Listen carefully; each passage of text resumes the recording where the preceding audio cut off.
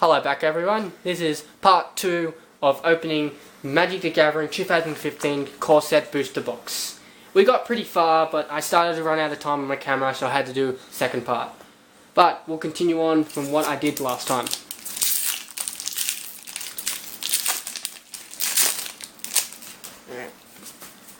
The next rare in this set is a little goblin. Goblins are really funny. This card is really good, really funny. He's not bad, he's not good either. What he is, he's 2 mana for a 1/2, not bad for its cost. What it does, beginning your upkeep, you put a colorless artifact token named Landmine on the field which has an ability. Tap 1 mountain, sacrifice this artifact. This artifact deals 2 damage to target attacking creature without flying. But after that, you gotta draw back. Flip a coin. If you lose the flip, this guy does 2 damage to himself. So, if you do it wrong, if you get a bad flip, he kills himself. That's just so funny. It works for goblins. It's just funny.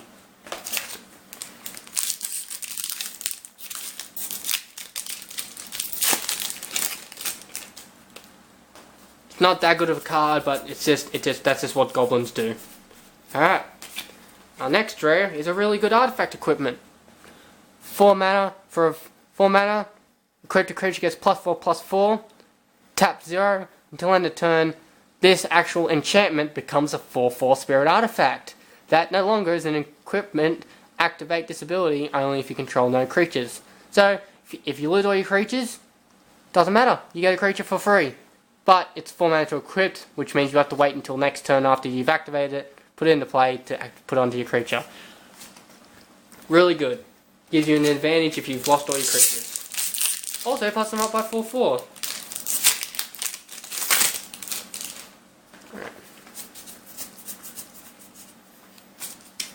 This is not a bad card. 4 mana enchantment. It pluses up all dragons you control up by 3/3. Not that dragons were OP'd before. Play this, and all your dragons are going to be giant flying motherfuckers going to kill anything in its path. Not bad for its mana cost. If it cost maybe 1 less, it'd be overpowered though. 4 mana, average.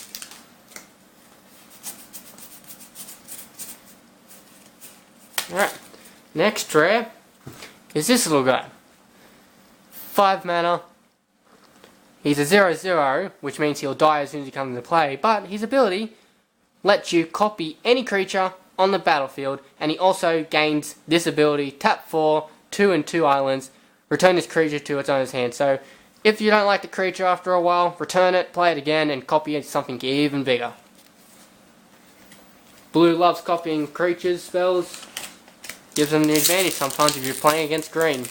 Copy their biggest creature, and what are they going to do? Alright. Now, next rare in the set is Kujesh. He's an ogre. 4 mana for a 4/3. Pretty good for its cost. Whenever you activate an ability of an artifact, if it's a mana ability, you may pay 1 mountain. If you do, copy that ability, you may choose new targets for the copy. I actually versed against this card, and it actually worked really well. This guy used a burn artifact that kept dealing damage to me. He kept paying more and more mana for it, and he kept dealing more and more damage to me each turn.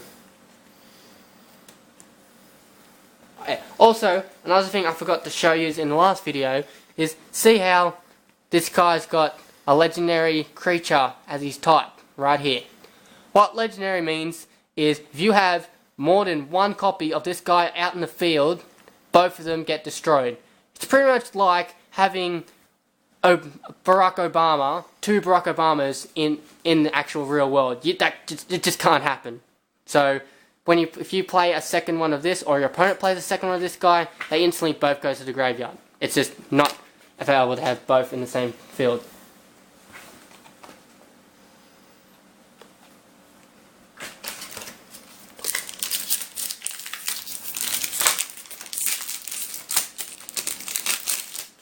Alright.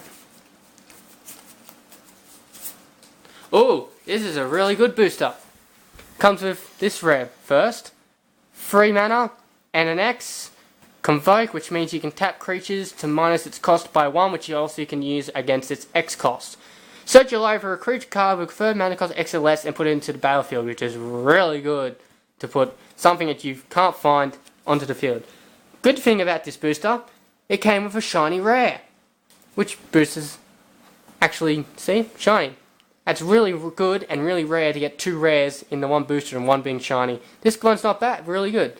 2 mana enchantment, discard a creature card, draw a card. If the discarded card was a zombie, you put a 2/2 black zombie creature on the battlefield tapped. Really good. If you don't like the card in your hand, draw a new one. If it's a creature, you get an extra creature to replace that creature.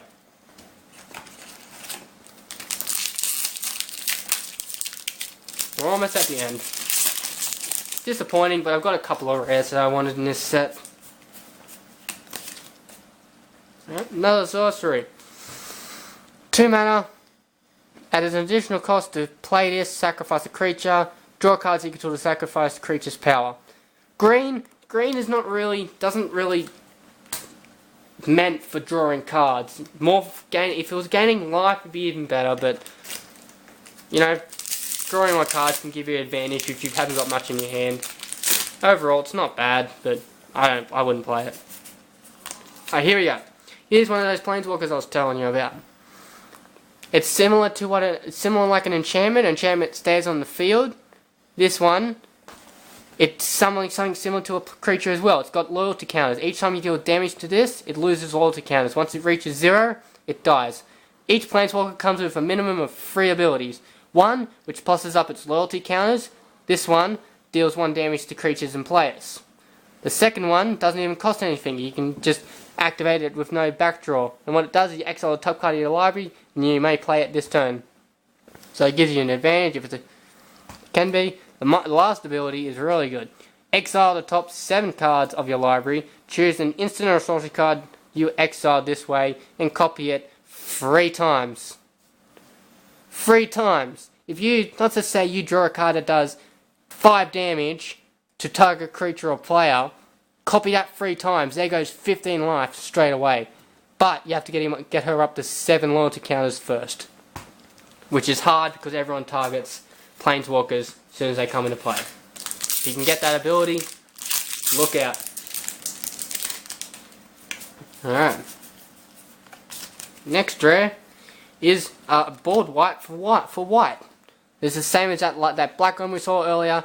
Same pretty much high mana cost. It's too much to destroy all non-white creatures. If you're using an all white deck, helps you. If you're not, you're pretty much screwing yourself over as well as the other opponent. Too much mana for a board wipe. There's a better card that does the exact same thing but wipes the whole entire field. Is 4 mana.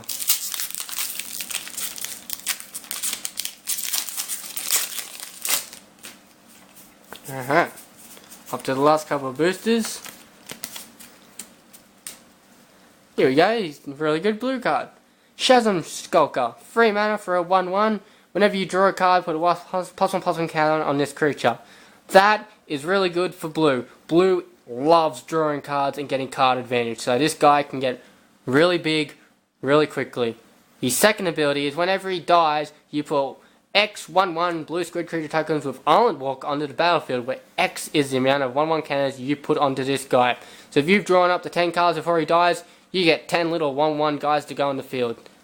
Now tell me you can't deal with that unless you're a red guy who can do a board wipe with 1 damage to each creature on the field. Really good for blue. I would have put him as close to almost being a mythic. Alright, next rare. We're almost down to the last boosters. Alright, return to the ranks. 2 mana and X, convoke. Well, as I said before, you can tap creature spells to minus its cost by 1 colorless mana, or mana of the same color as that creature. What it does is return X target creature cards with converted mana cost 2 or less from your graveyard to the battlefield. Really good for pros, because they usually run really small white rainy creature decks, but if you're running a lot of angels and all that, not very useful for you. Some people it's good, some people it just won't be useful. Down to the last 3. Hopefully, fingers crossed, we can get a Garruk. But, not very likely. Alright, this rare. Ooh, yes, this is a really good card. Skulking Doom Engine. This is a really good card. 6 mana for a 6/6. good for its mana cost. This thing cannot be blocked by creatures with power 2 or less. If you're using a white weenie deck, which has got very small creatures, this guy can just run straight through them. And then also, if you kill him, he deals 6 damage straight to that opponent. So even if he doesn't swing and hit them, he's going to do damage to him no matter what you do. Really, really good. Overall, I'm actually pretty happy with this booster box. I haven't got Garruk yet, but that's for another day. Here's another Soul. Soul of Innistrad. 6 mana for another 6/6. It's really good. Death Touch, which whenever it deals damage to any creature, no matter how big it is, no matter how small, it dies as soon at the end of the combat step, because Death Touch is pretty much poisoning with death. Its abilities: 5 mana, return up to 3 target creature cards from your graveyard to your hand. So if you're losing a lot of cards, bring them back. You can also do the exact same mana cost, exile him, and return up to 3 creature cards from your graveyard to your hand again. So, not bad. He's good if you've discarded or lost a lot of creatures, but other than that, still pretty good for a 6 mana, 6/6. Alright, last booster. So, something good, but so far I'm pretty sure I got all my mythics, so it won't be anything extraordinary. And, of course, it wasn't. It's an amulet. 4 mana, equipment, a creature gets +2 attack, and has vigilance. So what that does is whenever your creature attacks, it doesn't have to tap, it stays up straight, so you can actually block. Because when you attack, you have to tap the creature, and while a creature is tapped, it cannot block. So it's really good. And also it gets an additional ability at the beginning of your upkeep, draw a card. Gives you card advantage, boosts your creature up, and gives it vigilance so it can block.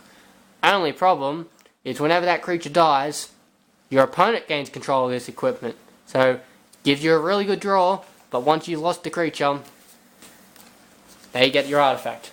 But, it works for them too. If they lose a creature it's been equipped to, then you get it back. But, usually people just take it and then not use it so you don't get it back. Oh, out of that set, it actually wasn't that bad. Didn't get Garruk, but other than that, some pretty good rares. Engine was one of the good ones. He was really good. I actually really wanted that guy. Planeswalker, I've already got her, but you know, can't be wrong with having more than one.